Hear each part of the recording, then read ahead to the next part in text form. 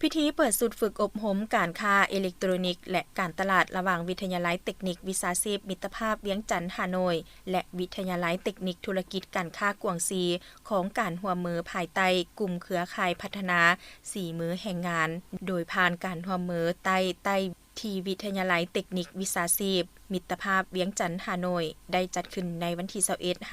21 24 พฤษภาคม 2025โดยการเข้าร่วมของทานแสงอรุณวงศ์ภูธรผู้อำนวยการวิทยาลัยเทคนิควิชาชีพมิตรภาพเวียงจันทน์ฮานอยทานทรงเซินตัวผู้อำนวยการวิทยาลัยเทคนิคบริหารธุรกิจการค้ากวางซีสาธารณรัฐประชาชนจีน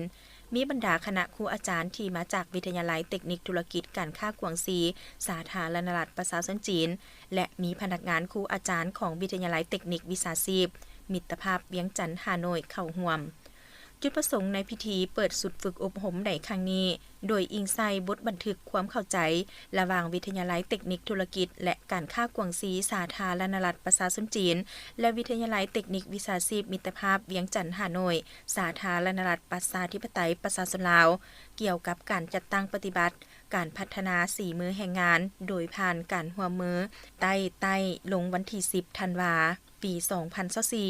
ซึ่งจะได้จัดตั้งฝึกอบรมการค้าอิเล็กทรอนิกส์และการตลาดเพื่อแลกเปลี่ยนบทเรียนทางด้านวิชาการระหว่างครู2วิทยาลัยด้วยกันครูฝึก2ท่านแม่นมาจากวิทยาลัยเทคนิคธุรกิจและการค้ากวางซีสาธารณรัฐประชาชนจีนโดยมีนักสัมมนากรเข้าร่วมอบรมทั้งหมด15ท่านจากนั้นทานแสงอรุณวงศ์ภูธรได้กล่าวเปิดการอบรมและมีคำเห็นตื่มว่า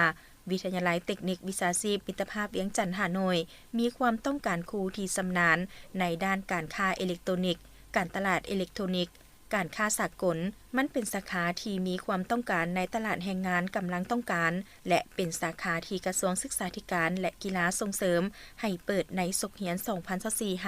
2024-2025ดังนั้นจึงเน้นหนักให้บรรดานักสัมมนากรที่เข้าร่วมในครั้งนี้นำเอาบทเรียนที่ได้จากการฝึกอบรมในครั้งนี้ไปมูลใส่เข้าในการสิสอนให้มีประสิทธิภาพและประสิทธิผล